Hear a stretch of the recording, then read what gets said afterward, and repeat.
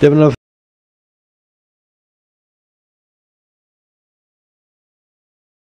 Quite a nuisance for me, especially with the drop that keep.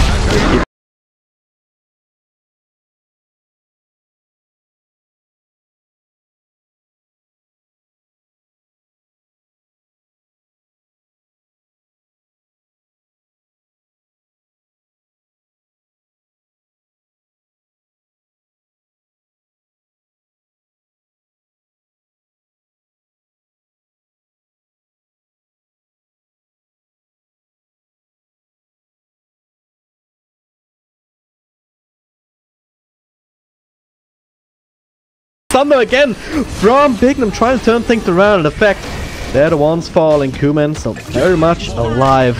Half an NJ, next one to fall. Double kill for the Ancient Apparition of all people.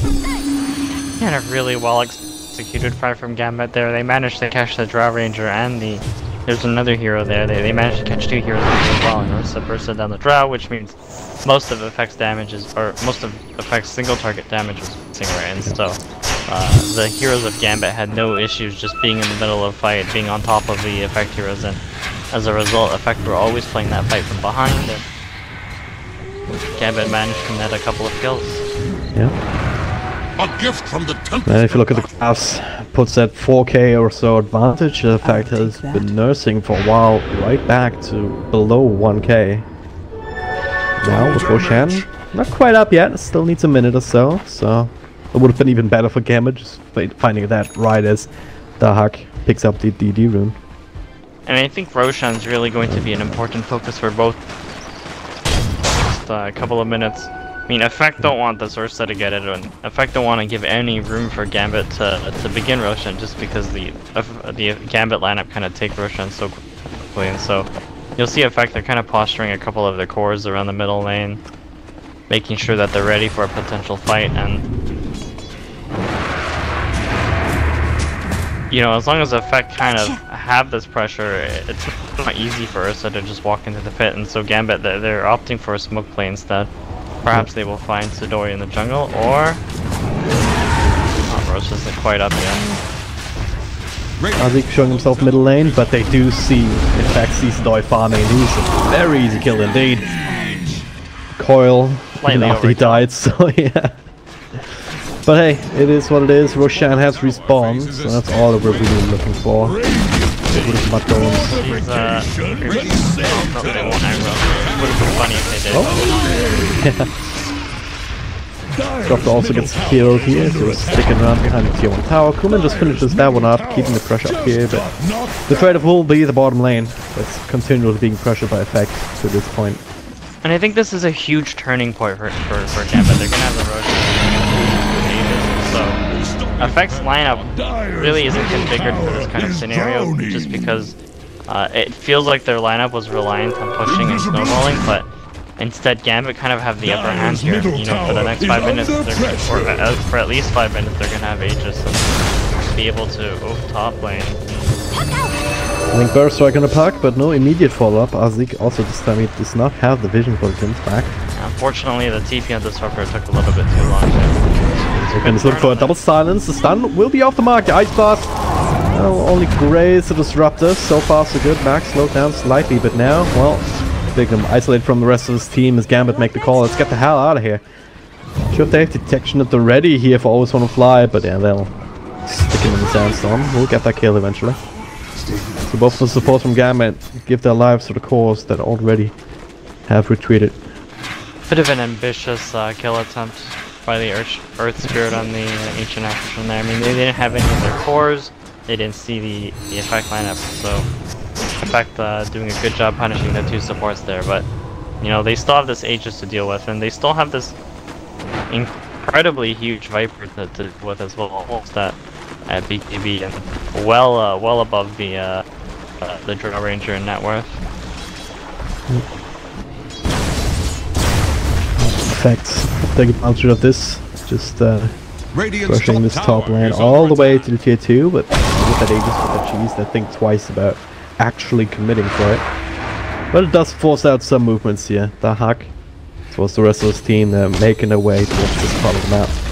Radiant's top tower And so has instead been of being denied. super aggressive, I think Gambit are working on their next set of items. They have a BKB coming on the Viper and the Ursa, and I think these BKBs will pose a huge problem for Effect just because Effect don't exactly have a way to deal with these BKBs. They don't have spells that go through BKBs, and their Drow Ranger's also not in a position to try to trade hits with this Viper or Ursa, and it also feels weird that Sidoi hasn't opted for something like a Dragonlance or at least a Force Staff, especially against a hero like Ursa. Yeah. It's working on its own BKB for now. I guess if you can stay just out of the fights entirely or just way in the back, maybe you can just buff up the Enchantress enough, because her impetus does go through spell immunity as well. It is pure damage, so it's the one way that they have Same as you, to go actually do a sizable amount of damage to BKB, I guess. I think the real problem for them is they don't have a way to stop the Ursa from hitting people as soon as the Ursa picks up the BKB, right? And they don't have any Force Staffs. Well, I guess the Venomancer has a Pike, so does the Enchantress. So, you know, they kind of have sort of a method to get away from him, but you also have to get away from the Dream Coil and the Viper, and Dire's middle tower is under Going for multiple halberds, so if you can get that off under Ursa before it pops BKB. it is possible. If the Ursa ever gets halberded in a fight, it's because he was being greedy or just like not popping his BKB in time. It's something you definitely pop before you start blinking him. You know, Kuman's also so far ahead on this Viper that it poses a problem or poses a question, like, is Sidoi actually able to one-on-one this Viper if the scenario shows up? Yeah. We have seen Vipers that just get out of control and even do a significant amount of damage in late games with pure right clicks. Doesn't have any items really that buff him up in that regard just yet, so no Maelstrom or Butterfly even or something like that. Yeah, he hasn't really needed it though, because neither team has really been super aggressive at any point in this game, and so usually you would see like a Viper fall off in farm, especially in a game where he doesn't pick up that Maelstrom, but it's not like anyone on Effect are also quick farmers. There's no like Alchemists or Sven or Anti-Mages in the game, and so, you know, as soon as Gambit sort of set themselves up in a position where Kuman was able to spawn wave after wave, he just slowly overtook the Drow just because his Drow was feeling so much more pressure than the Viper. Yep. You know, it's not easy for Effect to go for these kills too. It definitely feels like Enchantress is this hero that has fallen off at this point in the game, especially when Gambit have so many ways to deal with the Enchantress, right? Not only do you have the Ursa, but there's enough magic damage from the Earth Spirit Puck and the AA, especially with the AA, to cancel the healing. Definitely much more competitive match than last game was. The Hawk sitting in the side here, and they also are ready to blink in with that Aegis. Well, Never mind, it's just expired, yeah.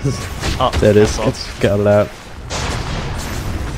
But luckily, at the least the tick damage shouldn't cancel it. Yeah, the poison sting from the ward doesn't cancel points. Oh, a little bit of an energy. That is, they find the roll in the back on the Sanking here, force them away. Ice Blast will actually miss here, but Magnetize and everybody will make affecting twice. Not continuing.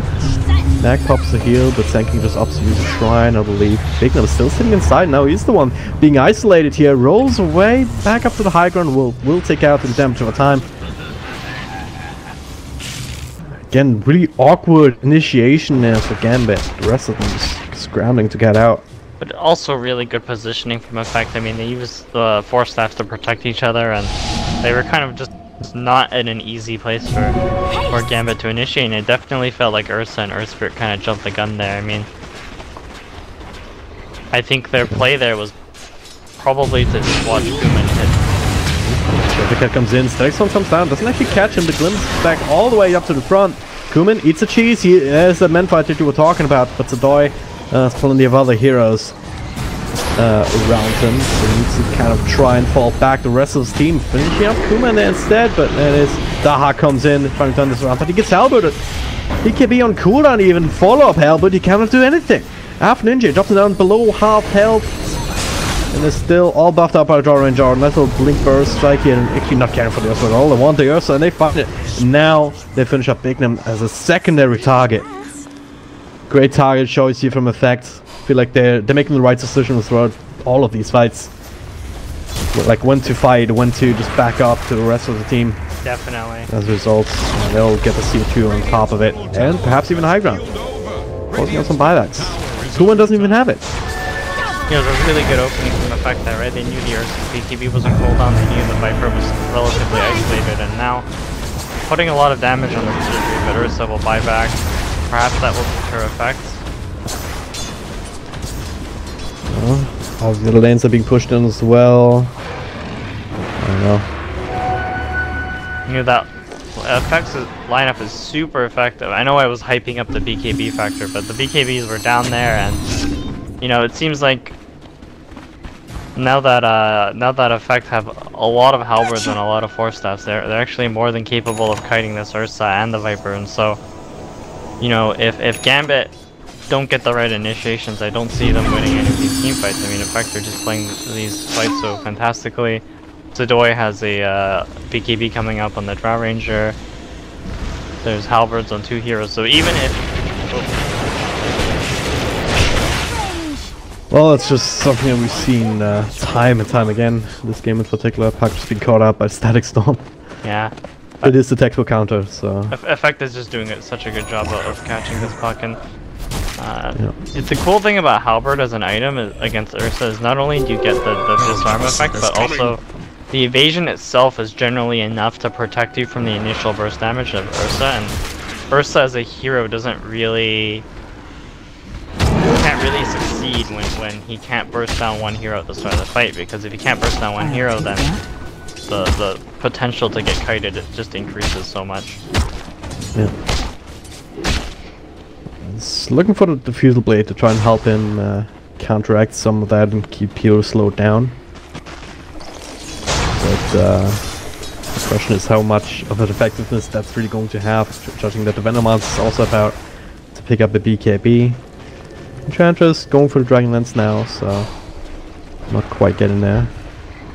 But the BKB and the Drow, you talked about it as well, it's already up and running. Someone needs to respond to this top lane though, that's a big creep wave including a catapult. It is. Right, so where do we go from here? You're just looking for the Roshan now if you're either team? It's too long until or you can't really sneak a Roche. I don't think Gambit can exactly sneak right now. It might take too long, so perhaps look for a kill first or sneak a Roche anyway. So, you know, if Effect got this out, they're 6 feet ahead, and so it should be a really easy fight for them, but instead it's like they don't know what's going on, or maybe they might be a little bit slow, but yeah, they're grouping up for smoke right now. Yeah, way too long. Takes way too long. So Aegis in the hands of Dahak. Kuman picking up the cheese once again. So really good timing for Gambit there to take that Roshan, and it does make the game a little bit easier for them. I still feel like Effect have the upper hand in these fights. They just have to be a little bit more careful with how they take them now, so I imagine Effect are going to be playing really defensively, making sure that they don't get picked off outside their base, and make sure that they are next to each other to protect themselves from a potential pick-off. Yep. Well, finally pull the trigger on that smoke, and they're working their way towards Cheshire Cat. Actually missing the stun, so, and the silence. That's a bit annoying. Bignum now, nice little double stun, hoping that ultimate, and 4 stops away from Dahak, who pops BKB, is not getting close enough to the Enchantress, bursting her down first. The epicenter kind of messed up in the back, but the fun is happening in the front. Kuman with his own BKB. Finish up another target. They did trigger the Aegis, but now Sadoi next on the list. Can just arm one, but not the other. Venomancer also unable to really play his way out of there. Great fight for Gambit, just find the initiation as Effect kind of fumbled the smoke. It was kind of weird for me that that Effect decided to go for the fight there. You know, they were running up a hill. Perhaps it was unfortunate that this puck broke their smoke early, but definitely didn't feel like the kind of path to take. You know, I think normally when you want to smoke like that, perhaps go from the high ground instead of up a cliff, because instead they kind of just walked into the initiation from Gambit, and Gambit take a great fight. But if anything, Sadoi showed that he has the damage output to just shred through this Ursa. I think Drow Ranger just killed the Ursa in like 4 seconds through that Aegis, so... Yeah. You know... It's just... So, another huge network swing. These fights are still a little bit difficult for Gambit. I mean, that fight presented itself perfectly to them, though. Oh yeah, that's a good point. Like, that was the perfect team fight for Gambit, and in the perfect world for Effect, these kind of team fights don't even happen like that at all. I mean, they miss the silence as well as a Burrow Strike to start off with, and if these connected on the park, maybe that looks a little bit different. We'll see how it works out. For now, Gambit keep themselves in the game at the very least, and also looking for these extra bit of items. Aghanim stepped on the puck, try and help against these BKBs and still have them controlled up. And anything else we haven't talked about this yet? Okay, that's a dropper. BKB coming up on Mag.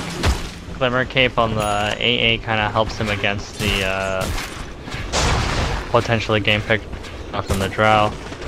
Viper working on a butterfly, and I don't think Sidoi is going to have a Lucky King bar anytime soon, so that should give Kuman a little bit of extra survivability in these fights, especially since it feels like Sidoi's damage output is starting to kick in. The only problem is like Sidoi hasn't gotten any kills yet, so it feels like perhaps this Drow pick isn't working as well for Effect as they would want it to.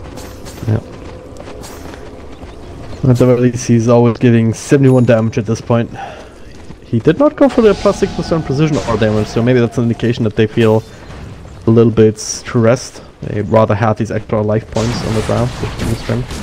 6% precision aura damage is nice, but I think the strength is really important for Drow, because Drow in the late game doesn't really build a lot of HP items. I think the BKB is one HP item, but the only other one in my memory that Drow would normally buy is something like a Satanic, but she's far from it. So anything that helps her survive that initial burst from the Ursa is extremely helpful. Dire are scanning for enemies.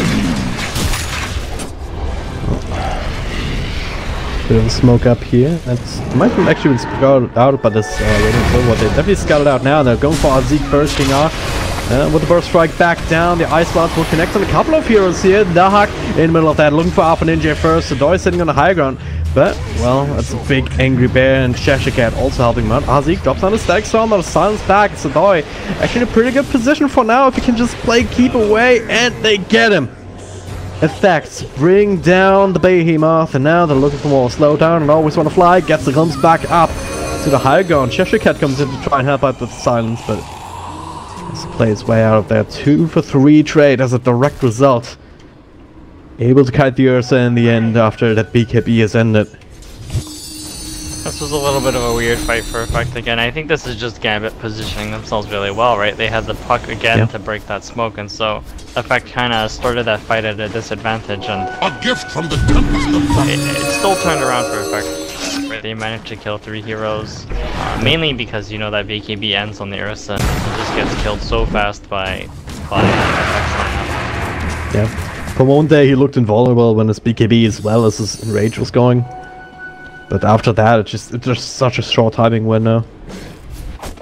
He does manage to kill the Venomancer in a hurry, and I think part of the reason why is because the Venomancer had to expend his Hurricane Pike early on in the fight, just because they started somewhat out of position. Now, Puck, I don't know if he had the Aghanim's that fight or after it, but he has it completed now with a gem, which should give Gambit a little bit of extra map control, and the Aghanim's itself should help deal with sort of this kite factor from Effect. Yeah. Getting these extra tools. Just have to put them to use. So I can't say that like I can't say that either team is really ahead at the moment or has an advantage at this point. I mean, the net worth difference is about 1,000, which is pretty minuscule. So yeah, I really barely think worth that mentioning even like that. Like, it's been a very even game overall. I mean, even that 6k gold lead that Effect had a little bit earlier was only momentary. I think that Effect kind of had the advantage just because it's a lot harder for Gambit to high ground into Effect's lineup than the other way around, and so, you know, if Effect start taking the right fights, I think that they will definitely have an advantage. The problem is the last 2 fights have sort of just been them running into a trap. I mean, it's they still managed to survive with most of their heroes intact, but you know, I think Effect definitely have to watch their positioning and watch the way they're starting their team fights a lot more, especially with their respawn timers starting to increase from their levels.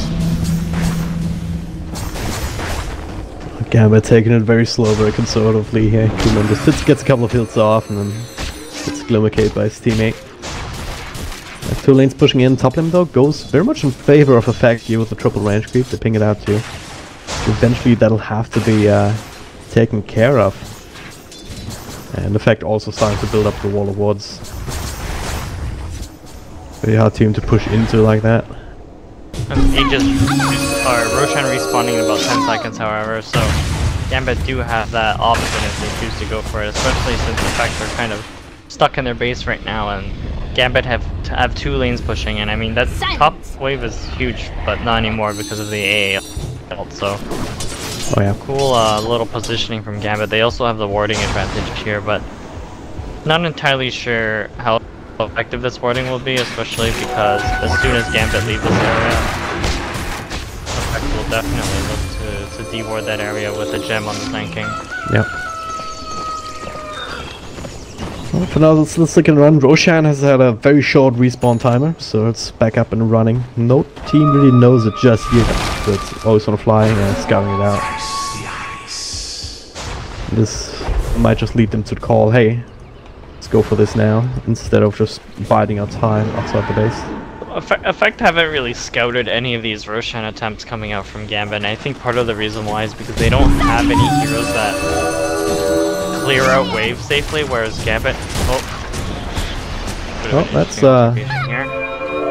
Cheshire Catch will be fine. Versus starting to get more down. This dies so fast at this point. So Gambit definitely have the advantage with wave clearing, right? You have two heroes that push out waves safely, the Ancient Everett. Well, Effect are always sort of playing reactionary when it comes to the lanes, like the lanes are mostly on their side of the map, and so they're never really in a position where they can really move around to scout out this rush. They don't have any spells other than Serpent Wars to scout out rush, but that's not as safe as, say, something like a Rocket Flare or an Ancient Apparition, and as a result, you know, we see Gambit having an easy time with all of these rush attempts, but perhaps it's Effect also recognizing that they can't exactly safely engage a fight around the Roche pit. Yeah. Especially because you can have the puck. Yeah. Their heroes like you have the rely on puck, you have the on distance, yeah. My point would have been to like, alright, you have the Earth Pit, you have the puck, none of them really have to be inside the Roche pit, so they can set up perfectly for this counterplay, not to mention the Ice Blast on the Ancient Apparition. Alright. So they got the Aegis, they got the Chase. Kuman leaves the charge up top. I'll take your treatment. Middle lane also very close. Bottom lane though is being pushed in. King R still sticking around in this area for a little bit. Not the most accomplished split pusher, but he will be able to do some damage to the high ground. But the question is, it'll be worth it. Kuman just pulling on the machine gun fire up in the top lane. Tier 3. That's all they're really looking for the time being. If they bring that down, the next drop is the shrines.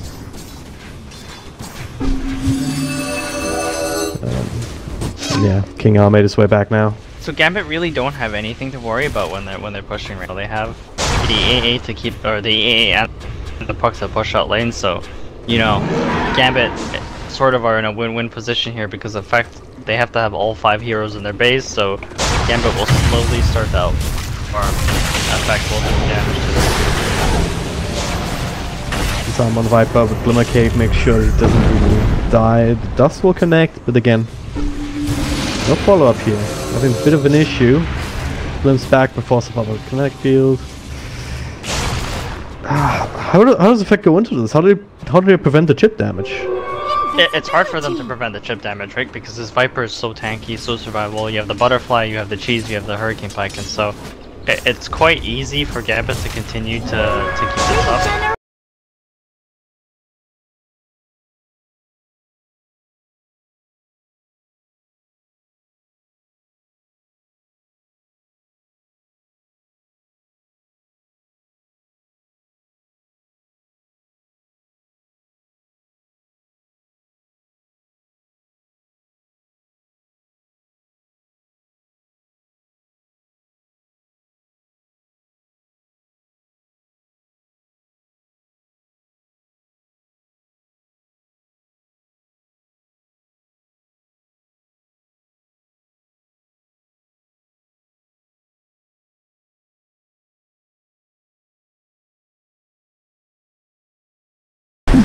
Sand King caught out. That's a gem carrier too. They're just trying to deward, but maybe a debate as well. But Kuman in the front lines almost gets Zeke here.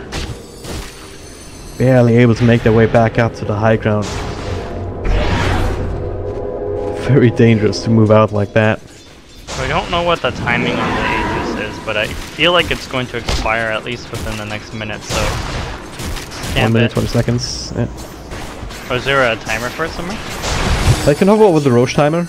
Roshan may respawn in 4 minutes or something, and it expires at 3 minutes. Ah, okay. So that's pretty helpful for me because I can never remember it otherwise. I usually rely on going down Kuman. Doing a lot of damage though.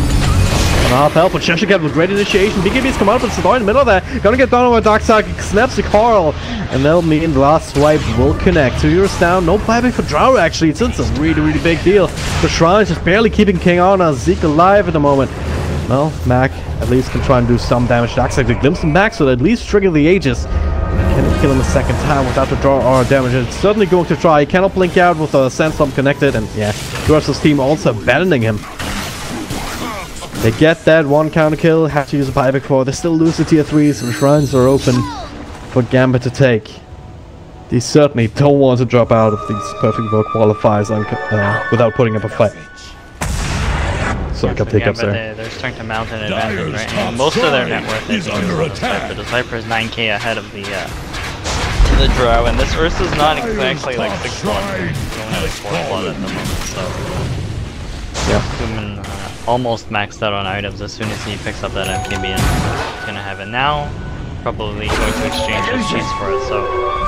Yeah, Viper has achieved God status in this game. Maximum Viper ring? I don't know how you say it. Definitely feels like, you know, the Enchantress and the Drow are starting to fall off in this fight. They don't have enough damage to deal with the Viper. Sure, they can kite the Ursa, but the real threat coming out of Gambit right now is just this Viper. So, bottom lane. Ice Blast coming in as well, so Sand King is TPing out, but Cheshire Cat with a quick zap. Level 3 Dagon, haven't talked about that yet, but... You got the 420 gold per minute. I mean, we can go through a lot of items. We haven't really talked about items in a while, but...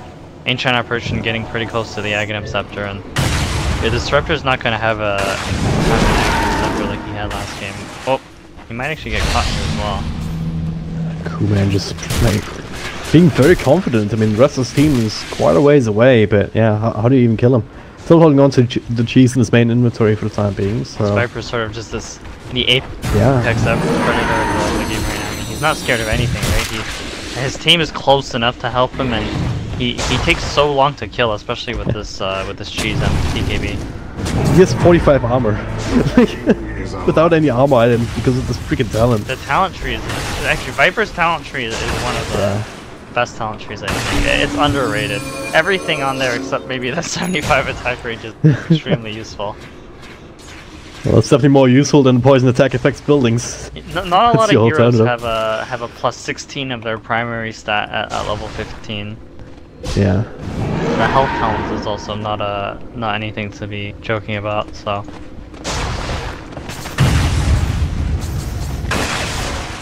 Well, in fact, kind of being bled dry. That gold advantage for Gambit. It was a couple moments ago. It was a 10k. Now it's 15k ahead. Just building the advantage more and more. And in fact, they can't really leave their base to try and farm up themselves. They've kind of been stuck in their own item progression for quite a while. I think this is just the Effect lineup falling off, right? It definitely feels like Effect were drafting this kind of timing lineup where their window to win was like from the 10 to 20 minute mark. But instead, you know, Gambit, they get all of the Roshans this game, and I think that's... Almost got the puck there. But now, who's being caught? Azzy. Low and low, the roll will connect and they'll secure the kill. No buyback on him either, so 60 seconds without the static storm. This might be the opening that Gambit were looking for. They're going with the call, snapped immediately here, but Darksack coming in further, slowing down Sadoi. Mantis it off, pops his own BKB, just trying to walk away. They'll be successful, but instead they find the Venomarts, and no buyback on him either. Used it earlier. Silence there on Cheshire Cat. You'll have to take care of this one. They're kiting around. So many heroes at the same time, and okay, Cheshire Cat will give us his own life for the cause, but did Get the Drow Ranger forcing out the buyback into Doyle. Kuman, well, ate the cheese, ready to go again. Daxak in the middle of that, just looking for the Enchantress. One more right click would have done it, but force up to the high ground will keep Mac alive for the time being anyway. Cheshire Cat, all he needs to do is get close for the Dagon, and there it is. Zap down despite the heals and force buyback again. It's on two heroes here, not a whole lot of control factor between those two either. So Gambit have complete reign to get the first set of racks, and honestly they can just go for the next. Can go for the GG push here if you want to. Kuman just way too strong, and the other heroes playing Scarpet either. That was an illusion. Not being punished. Kuman slowed down. Actually they do quite, but without doing these two heroes. BKB just to stop the glimpse. Get in range though. Okay, big down Darkhawk then turning this around, and that's a dieback. This should be GG right now, especially with the AA blast coming through. Just way too strong effect. They are being bested here in game number 2 of this best of 3. So I think where this game went right for Gambit is they came out of the laning stage intact. I think a lot of effects lineup was reliant on just sort of snowballing off the laning phase, but the Viper manages to beat the